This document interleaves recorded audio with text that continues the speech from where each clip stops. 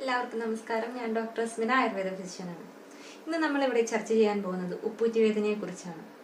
മനുഷ്യന്റെ ഉപ്പൂറ്റി എന്ന് പറയുമ്പോൾ കാൽപാദം, അത് കുഴ, പിന്നെ 22 ചെറു അസ്ഥികൾ, 33ഓളം ചെറു ജോയിൻസുകൾ, 100ഓളം കശേരുക്കൾ, ഇവയെല്ലാം ചേർന്നാണ് ഉണ്ടാക്കിയിരിക്കുന്നത്. അതുകൊണ്ട് തന്നെ ഇവയിലേക്ക് നമ്മുടെ ചലനം കൊണ്ടോ മറ്റെന്തെങ്കിലും പ്രവൃത്തികൾ കൊണ്ടോ ഇവയ്ക്ക് ഏൽക്കുന്ന ഏതെങ്കിലും ഒരു ചെറിയ പരുക്കോ അല്ലെങ്കിൽ സാധാഗതിയിലുള്ള എന്തെങ്കിലും ഡിസലൈൻമെന്റോ മറ്റോ ഈ പറയുന്ന ഉപ്പൂറ്റി വേദന ഉണ്ടാക്കുന്നതാണ്. സാധാരണയായി കുറച്ച് പ്രായം ചെന്നവരിലാണ് ഇത് കണ്ടുവരുന്നത്. പ്രത്യേകിച്ച് അവർ പറയും, രാവിലെ ആവുമ്പോൾ എഴുന്നേൽക്കുമ്പോഴേക്കും കാല് ഒട്ടും തന്നെ നിലത്ത് കുത്താൻ പറ്റുന്നില്ല, കാലിന് ഭയങ്കര വേദന, അല്ലെങ്കിൽ ഇരുന്നിട്ട് എഴുന്നേൽക്കുമ്പോൾ ഉപ്പൂറ്റിക്ക് ഭയങ്കര വേദന എന്നൊക്കെ പറയാറുണ്ട്. എന്നാൽ ഇത് പ്രായമായവരിൽ മാത്രം കാണുന്നൊരു അവസ്ഥയല്ല, മറിച്ച് ഒരുവിധം എല്ലാ ആളുകളിലും തന്നെ ഈ ഒരു അവസ്ഥ കണ്ടുവരുന്നു. പല പല കാരണങ്ങൾ കൊണ്ടാണ് ഈ പറയുന്ന ഉപ്പൂറ്റി വേദനകൾ ഉണ്ടാകുന്നത്. അതുകൊണ്ട് തന്നെ പല പല പേരിൽ അറിയപ്പെടുന്നു. എന്നിരുന്നാലും വേദന ഉപ്പൂറ്റിക്ക് തന്നെ. ഉപ്പൂറ്റി വേദന ഒരു പ്രധാന ലക്ഷണമായി വരുന്ന ഒരവസ്ഥയാണ് പ്ലാന്റാർ ഫേസൈറ്റിസ് എന്ന് പറയുന്നത്. അതായത് നമ്മുടെ ശരീരഭാരം കൂടുന്നത് കൊണ്ട്, അല്ലെങ്കിൽ തന്നെ നമ്മുടെ ശരീരഭാരം ഈ പറയുന്ന ഉപ്പൂറ്റിയിൽ അമിതമായി വരുന്നത് കൊണ്ട് അവിടെ ഉണ്ടാകുന്ന മർദ്ദം മൂലമായി ഉണ്ടാകുന്ന ഒരു വേദനയാണ് പ്ലാന്റാർ ഫേസൈറ്റിസ് എന്ന് പറയുന്നത്. ഉപ്പൂറ്റി വേദന വരാനുള്ള മറ്റൊരവസ്ഥ എന്ന് പറയുന്നത് കാൽക്കേനിയൽ സ്പർ എന്ന് പറയുന്ന ഒരു കണ്ടീഷനാണ്. അതായത് ഉപ്പൂറ്റി എല്ലിന്റെ കീഴെ ഒരു കൂർത്ത എല്ലിന്റെ ഒരു വളർച്ച, അതാണ് കാൽക്കേനിയൽ സ്പർ എന്ന് പറയുന്നത്. അത് നമുക്ക് എക്സ്റേയിലൂടെയും മറ്റും കാണാൻ സാധിക്കും.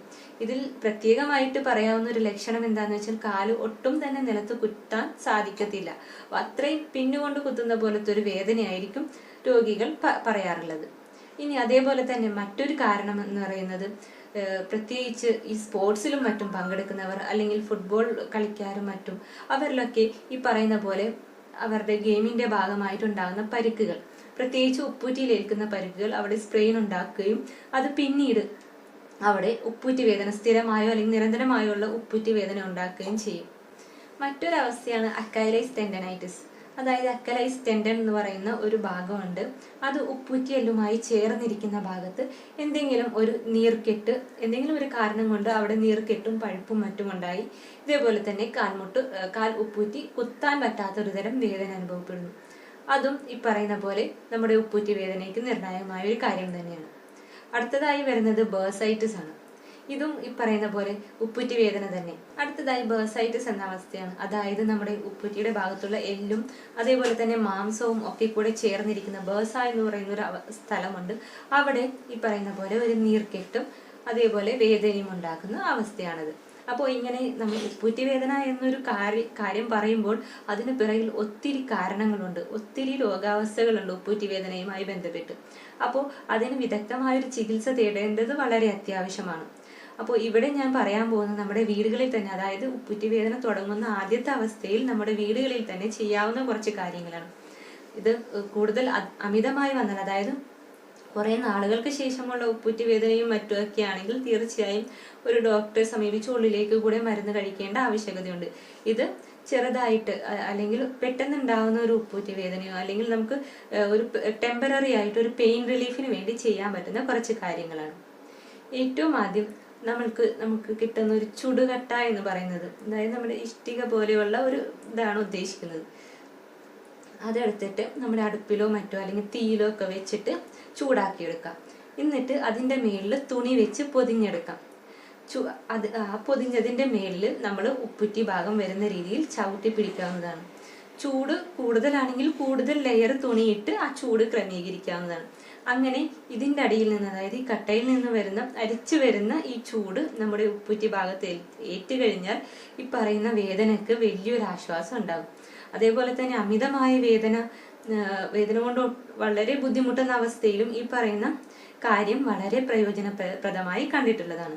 അടുത്തതായി എരിക്കിൻ്റെ ഇല, നമ്മുടെ പറമ്പുകളിലും മറ്റും ഉള്ളതാണ്. എരിക്കിൻ്റെ ഇല ഇതേപോലെ എടുത്തിട്ട് ഒരു ഇരുമ്പ് ചട്ടിയിലോ അല്ലെങ്കിൽ ദോശക്കല്ലിലോ ഒക്കെ വെച്ചിട്ട് രണ്ട് പുറവും ചൂടാക്കിയെടുക്കുക. എന്നിട്ട് ഇത് നമ്മുടെ ഉപ്പൂറ്റി ഭാഗത്ത് ഇങ്ങനെ അമർത്തി പിടിക്കാവുന്നതാണ്. ഇതും ഈ പറയുന്ന പോലെ വേദനകൾക്കെല്ലാം ആശ്വാസകരമായിട്ടുള്ളതാണ്.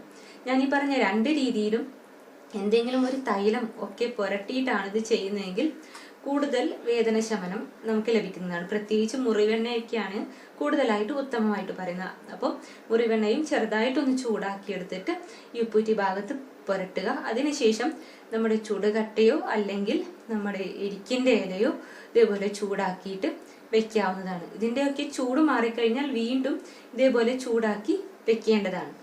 ഇങ്ങനെ ചൂട് മാറുന്നതിന് മുറയ്ക്ക് വീണ്ടും വീണ്ടും ചൂടാക്കി ഏകദേശം ഒരു 5 പ്രാവശ്യമെങ്കിലും വെക്കാവുന്നതാണ്. ഇതിന് കാലിൻ്റെ ഉപ്പൂറ്റി മാത്രമല്ല, കാൽപാദത്തിന് 2 ഇരുവശവുമുള്ള വേദന, കാലിൻ്റെ പാദത്തിന് മേലിലുള്ള ഭാഗത്തുള്ള വേദന, ഇവയ്ക്കെല്ലാം ഈ പറയുന്ന 2 രീതികൾ വളരെ ആശ്വാസപ്രദമായിട്ടുള്ളതാണ്. ഇനി അടുത്തതായിട്ട് ശ്രദ്ധിക്കേണ്ട ഒരു കാര്യമാണ് നമ്മൾ ചെരുപ്പുകൾ ഉപയോഗിക്കുന്നത്. ഒരിക്കലും ഹീലുള്ള ചെരുപ്പുകൾ ഉപയോഗിക്കാതിരിക്കുക. ഹീലിട്ട ചെരുപ്പുകൾ കാണുന്നത് നല്ല ഭംഗിയാണെങ്കിലും കുറച്ച് നാൾക്കുള്ളിൽ നമുക്ക് ഉപ്പൂറ്റി വേദന എന്ന വില്ലൻ നമ്മുടെ അടുത്തെത്തിയിരിക്കും. അതുകൊണ്ട് കഴിവതും ഹീലുള്ള ചെരുപ്പുകൾ ഒഴിവാക്കുക. ഫ്ലാറ്റായിട്ടുള്ളതല്ല, ചെറിയ ഹീല് അത് തിരഞ്ഞെടുക്കാൻ ശ്രദ്ധിക്കുക. അതുപോലെ തന്നെ നമ്മുടെ കാലിന് കൃത്യം പാകമുള്ള ചെരുപ്പുകളും തിരഞ്ഞെടുക്കുന്നതിൽ വളരെ ശ്രദ്ധ പുലർത്തേണ്ടതാണ്. ഇനി അടുത്തത് ചെയ്യാവുന്നത് കുറച്ച് എക്സർസൈസുകളാണ്. ഉപ്പൂറ്റിക്ക് വേണ്ടിയിട്ടുള്ള പ്രത്യേകം എക്സർസൈസുകളുണ്ട്. അതായത് ഇതിപ്പോൾ നമ്മുടെ കാൽപാദമാണെന്നിരിക്കട്ടെ, നമ്മൾ ഇങ്ങനെ നിവർത്തി വെച്ചിട്ട് കാൽപാദത്തെ ഇങ്ങനെ വളച്ചെടുക്കുക, തിരിച്ച് ഇതേപോലെ കൊണ്ടുവരിക, പിന്നെയും ഇങ്ങനെ വളയ്ക്കുക. ഇങ്ങനെ ഏകദേശം ഒരു 20 പ്രാവശ്യമെങ്കിലും ചെയ്യുക. അതായത് നമ്മുടെ കാലിൻ്റെ ഉൾഭാഗം, ഈ ഭാഗം അത് ഇങ്ങനെ നല്ല രീതിയിൽ സ്ട്രെച്ച് ചെയ്ത് വരുന്ന രീതിയിൽ നമ്മളിതിനെ വലിച്ചു പിടിക്കണം. എന്നിട്ട് തിരിച്ച് നോർമലിലേക്ക് കൊണ്ടുവരാം. ഇങ്ങനെ കാൽപാദം ഒരു 20 പ്രാവശ്യമെങ്കിലും ഒരു ദിവസം ചെയ്യാവുന്നതാണ്. മറ്റൊരു എക്സർസൈസ് പറയുകയാണെങ്കിൽ, നമ്മളൊരു കുപ്പിയിൽ വെള്ളം നിറയ്ക്കുക. ഏകദേശം നല്ല റൗണ്ട് ഷേപ്പുള്ള ഒരു കുപ്പിയോ അല്ലെങ്കിൽ വലിയൊരു പൈപ്പിൻ കഷ്ണമോ എന്തെങ്കിലും ഉപയോഗിക്കാം. അതിൽ പറഞ്ഞ കുപ്പി എടുക്കുകയാണെങ്കിൽ കുപ്പിയിൽ വെള്ളം നിറച്ചിട്ട് ഇതേപോലെ കാൽപാദത്തിനടിയിൽ വെച്ചിട്ട് അതിൻ്റെ മേളിൽ ഇങ്ങനെ റോൾ ചെയ്ത് കൊടുക്കുക. അതായത് കാലിങ്ങനെ ഉരുട്ടി കൊടുക്കുക. ഇപ്പോൾ ഒന്നും കിട്ടിയില്ലെങ്കിൽ നമ്മുടെ വീടുകളിലെ ചപ്പാത്തി പോലാണെങ്കിലും ഇതിന് മതിയാകും. ജസ്റ്റ് ഒന്നിങ്ങനെ റോൾ ചെയ്ത് കൊടുക്കുക. നമുക്ക് ചെയ്യാൻ പറ്റുന്ന മറ്റൊരു കാര്യമാണ് ഉപ്പിട്ട് വെള്ളം തിളപ്പിച്ചിട്ട് നമുക്ക് സഹിക്കാവുന്ന ചൂടിൽ കാൽപാദം മുക്കി വെക്കുക എന്നുള്ളത്. ഇതും വേദന കുറയ്ക്കുന്നതിൽ വളരെയധികം ആശ്വാസപ്രദമാണ്. വേദന പോലെ തന്നെ നീർക്കെട്ട് കുറയ്ക്കാനും ഇതിന് വളരെയധികം കഴിവുണ്ട്.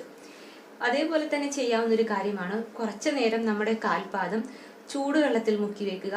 എന്നിട്ട് ഏകദേശം ഒരു 5 മിനിറ്റ് ചൂടുവെള്ളത്തിൽ വെക്കുക. അത് കഴിഞ്ഞിട്ട് അപ്പം തന്നെ തണുത്ത വെള്ളം ഇതേപോലെ ഒരു ബേസിനിൽ എടുത്തിട്ട് തണുത്ത വെള്ളത്തിൽ മുക്കി വെക്കുക.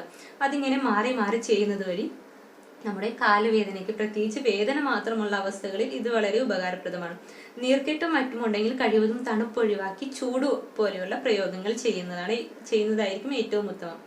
ഈ പറയുന്ന ഉപ്പൂറ്റി വേദനയിൽ പ്രധാനമായിട്ടുള്ള ചികിത്സയും, ആയുർവേദം പറയുന്ന പ്രധാനമായിട്ടുള്ള ചികിത്സയും സ്വേദനം എന്നതാണ്. അതായത് ചൂട് കൊടുത്ത് കാലിൻ്റെ ഉപ്പൂറ്റി ഭാഗം വിയർപ്പിക്കുക എന്നത് തന്നെ. ഇനി വേറൊരു കാര്യം ശ്രദ്ധിക്കേണ്ടത്, നമ്മുടെ ഇന്നത്തെ തറകൾ, അതായത് വീടിൻ്റെ തറകളൊക്കെയും ഗ്രാനൈറ്റോ ടൈലോ മാർബിളോ ഒക്കെ ഉപയോഗിച്ചിട്ട് ഉണ്ടാക്കിയിരിക്കുന്നവയാണ്. അപ്പോൾ ഇവിടെയും മഴക്കാലവും മഞ്ഞുകാലവും ഒക്കെ വരുമ്പോൾ തണുപ്പും കൂടുതലായിരിക്കും. ആ സമയത്ത് ഈ ചൂടുകാലത്ത് തന്നെയും തറയ്ക്ക് നല്ല തണുപ്പുണ്ടാകും, പക്ഷെ അത് നമ്മൾ അറിയണമെന്നില്ല. അപ്പോൾ ഇങ്ങനെയുള്ള സാഹചര്യങ്ങളിൽ, ഇങ്ങനെയുള്ള വീടാണെന്നുണ്ടെങ്കിൽ തീർച്ചയായും അകത്തുകൂടെ ഇടാനായിട്ട് ഒരു ചെരുപ്പ് ഉപയോഗിക്കുക വളരെ ഉത്തമമായിരിക്കും. ഉപ്പൂറ്റി വേദനയുമായി വിഷമിക്കുന്ന ഒത്തിരി പേര് ഇവിടെ ഉണ്ട് എന്നുള്ളത് എനിക്കറിയാം.